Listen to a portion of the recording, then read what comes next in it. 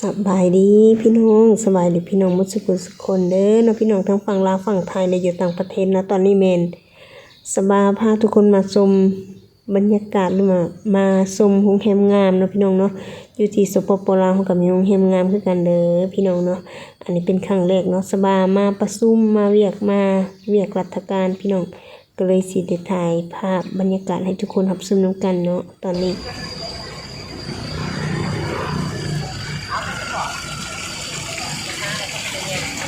แล้วก็โบกเราได้ไปลงไปลงคืนนี่ก็คือที่เป็นเนี่ยมีหมู่ทีมอ่ะแล้วก็หลวงเลยเนาะนี่มาฮอดโรงแรมละตอนนี้เนาะ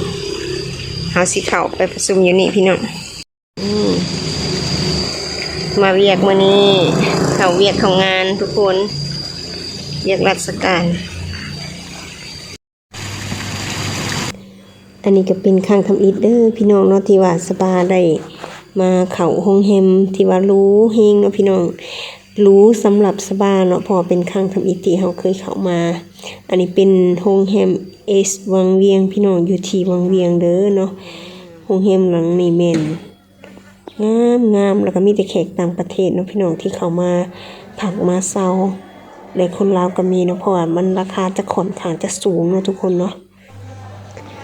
เจ้าเนาะอันนี้ก็สิเป็นโซนทางนอกเด้อพี่น้องที่ว่าเฮาเข้ามาเนาะเราก็สิมีโซนที่นั่งพักหรือว่าท่าหมู่ท่าคูเนาะกว้างพี่น้องอยู่ด้านนอกก็กว้างเฮงเนาะ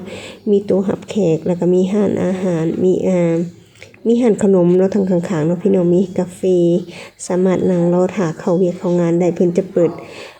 ให้บริการห้องประชุมเนาะพี่น้องเนาะห้องประชุมแล้วเฮาก็ได้มีโอกาสเข้ามาร่วมนำโครงการ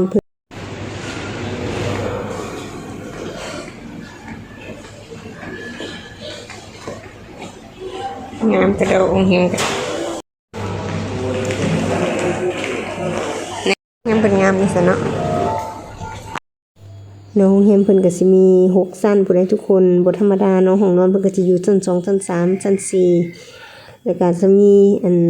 เป็นบาร์เนาะแล้วก็มีWi-Fi ฟรีเด้อพี่น้องเนาะห้องนอนนี่ก็จะมีหลายเตียง2เตียง3เตียงนอนได้2คน3คนเนาะหลังจากที่ว่าเฮาเลิกเวียกเลิกงานหรือว่ามีพักเบรกเฮาก็สิขึ้นไปกินอาหารว่างหรือว่าพักเที่ยงอยู่ชั้นถึงเนาะทุกคนเนาะหลายชั้นเนาะพี่น้องเนาะมีฮอด6ชั้นเนาะคือ6ชั้นที่6นี่มันจะเป็นร้านอาหารเนาะคือห้องประชุมเมนสบายอยู่ชั้น1หลังจากที่ว่าเฮาขึ้นเฮาประชุมแล้วเนาะเฮาก็สิขึ้นไปกินอาหารว่างหรือว่ากินข้าวเที่ยงอยู่ที่ชั้นที่6ก็คือร้านอาหารเนาะพี่น้องเนาะอันนี้ก็สิเป็นอาหารว่างเนาะพี่น้องในช่วงพักเบรกเนาะก็ได้ถ่ายคลิปตอนที่ขึ้นไปกินอาหารว่างให้ทุกคนได้รับชมบรรยากาศเนาะว่ามีอีหยังในอาหารนี่ถือว่าแบบเป็นตะแพงนะตะมุตะมิอยู่เนาะ อันนี้จะเป็นขนมเนาะพี่น้องงามเลยเพิ่นเฮ็ดเนาะแล้วแต่ผู้ใดอยากกินอีหยังก็เลือกได้ตามสบายเนาะเพิ่นจัดไว้ให้นี่งามแฮงทุกคนเป็นแซนด์วิชก็มีเนาะมีขนมแล้วก็มีหมักไหม้แล้ว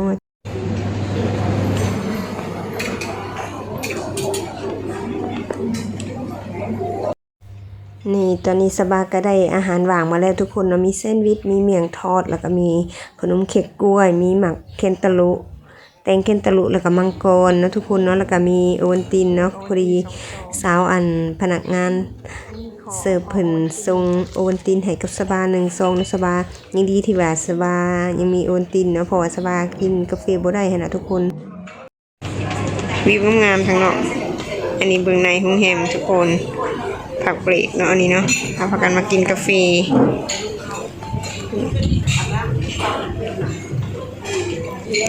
ให้ถ่ายให้น้องได้ไหมถ่ายให้น้องได้ไหมถ่ายให้น้องได้ไหมถ่ายให้น้องได้ไหมว่าซั่นถ่ายไปได้ก็เธอทำอีทบ่นี่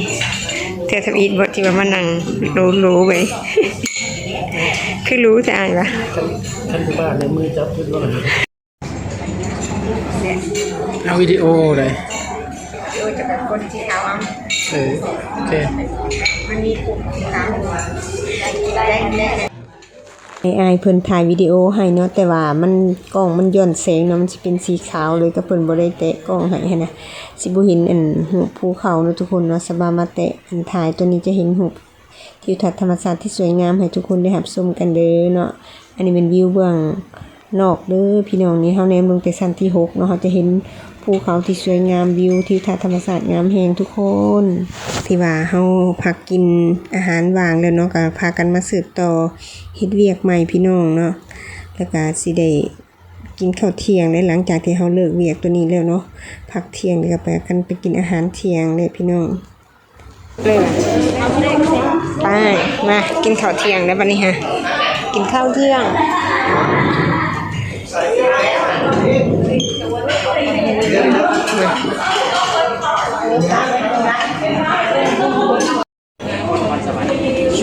อาหารเป็นเพียบๆเลย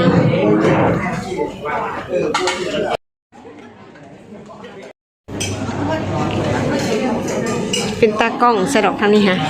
เป็นตากล้องเนาะทางนี้วะคือกินอาหารว่างคือกินอาหารว่างอาหารคนละฝากผมครับ เนี่ย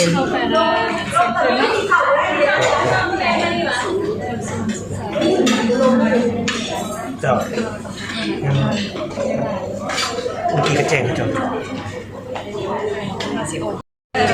ยันขโมยฟ้าเลย โอ้ยเอาเลยครับ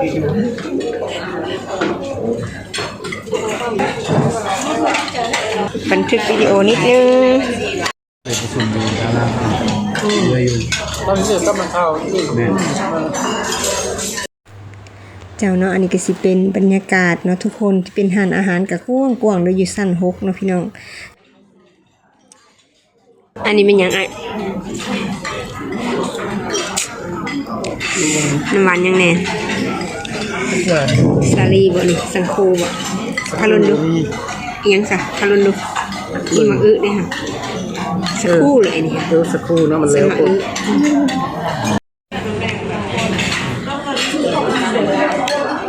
สองไอ้น้องที่เพิ่นว่าครั้งแรกที่ได้มากินข้าวอยู่โรงแรมรู้แบบนี้เนาะอ้ายเนาะนั่นบ่หรือว่าเทื่อที่จะได้เนี่ยสำหรับเฮานี่คือเทื่อทำอีทเด้อแม่นบ่อยู่บ้านเฮาดอกว่าโรงแรมรู้แบบนี้อยู่ลาวแต่ว่าอยู่ไทยเคยไปแล้ว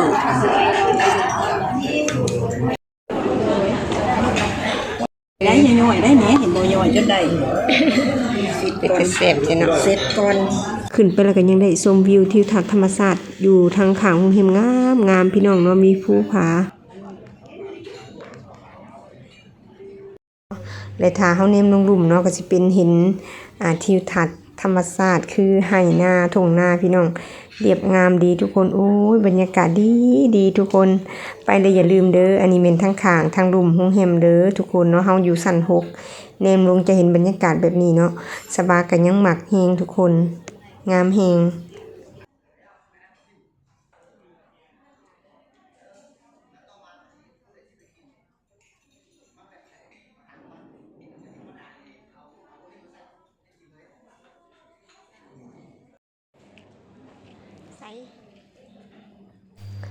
หลังจากที่ว่ากินข้าวเที่ยงแล้วเนาะพี่น้องพวกเขาก็ได้พากันออกมาเบิ่งอันทิวทัศน์ธรรมศาสตร์อยู่ข้างโรงแรมเนาะเพิ่นจะมีบ่อนกินลมชมวิวเนาะทุกคนเนาะยามกลางคืนเฮ้งามเพิ่นไต่ฟืนไต่ไฟเนาะอยู่ที่วังเวียงเด้อพี่น้องเนาะตอนนี้แม่นวิวทิวทัศน์ธรรมศาสตร์ที่สวยงามอยู่ที่เมืองวังเวียงสปป.ลาวเด้อพี่น้องเด้อนี่ทุกคนอากาศก็ดีแหมงามแฮงพี่น้องคุณนะขนาดอากาศนี่เป็นตอนเที่ยงด้วยนี่เด้อเนาะตอนเที่ยงเนาะงามชมวิวพี่น้องนะได้ขึ้นมาสั่นถึงโอ้โหเฮงงามแบบนี้ค่ะ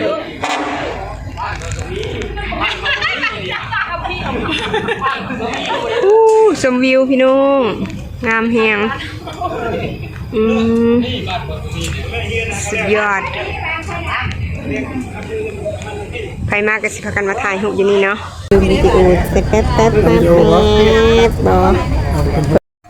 สืบต่ออาหารว่างมื้อต่อมาเด้อพี่น้องเอาเด้อจ้าเอาเราเด้อกินอาหารว่างวันนี้ปลาปดนาสุมาชาซาโมซา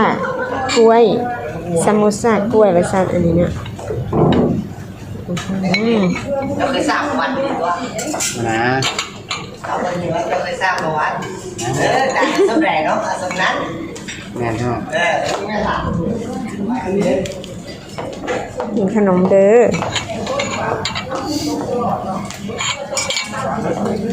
นี่อันนี้อย่างที่3เอาไม่นึงกินโอ้เอาหมักใหม่เลยบ่ใส่เลยบ่มีหมักม่วงบางอีกแล้วมันผมบ่เอาสมเลยนิดนึง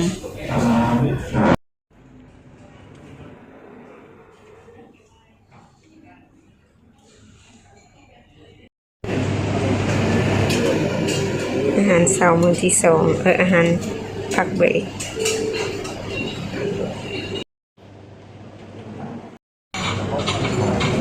อันนี้เป็นคุกกี้น้องอยากได้คน2คนหนึ่งก็สลัดสลัดอันนี้วิวเบื้องหลังทุกคนโอ้งามเว้ยเจ้าเนาะพี่น้องอันนี้ก็สิเป็นคลิปหรือว่าเป็นภาพบรรยากาศที่ว่าทิวทัศน์ธรรมชาติที่สวยงามอยู่ที่โรงแรมเอสวังเวียงบูติกโฮเทลเนาะพี่น้องเนาะอยู่ที่เมืองวังเวียงหรือว่าเป็นภาพที่สบาบ่เคยเนาะบ่เคยได้เข้าไปอันโรงแรมหรูแบบนี้อยู่ที่ประเทศลาวจักเทื่อเนาะพี่น้องเป็นครั้งแรกครั้งทำอิฐของสบาเด้อเนาะทิวทัศน์ธรรมชาติที่สวยงามสบาก็เลยคิดฮอดคิดถึงเลยก็นำเอามาให้ทุกคนได้รับชมนํกันเนาะแล้วก็มีวิวบอนให้กินลมชมวิวอีกเนาะทุกคนเนาะโอเคเนาะสำหรับคลิปนี้สบาก็สิขอจบคลิปเพียงเท่านี้ก่อนเด้อเนาะถ้ามีภาพอันใดงามๆเนาะหรือว่าวิถีชีวิตเกี่ยวกับอีหยังของสาวลาวเฮาก็สิได้นำมาเสนอให้ทุกท่านได้รับชมนํกันเด้อเนาะสำหรับคลิปนี้บ๊ายบายขอขอบใจทุกท่านที่เข้ามาให้กำลังใจเด้อเนาะเจอกันคลิปหน้าเด้อพี่น้องฝากเป็นกำลังใจให้หน่อยเด้อเนาะอยากให้สบาถ่ายคลิปแบบใดให้เบิ่งกันแนะนำกันได้เนาะถ้ามีโอกาสก็สิถ่ายให้ทุกคนได้รับชมนํกันเนาะสำหรับคลิปนี้บ๊ายบายเจ้า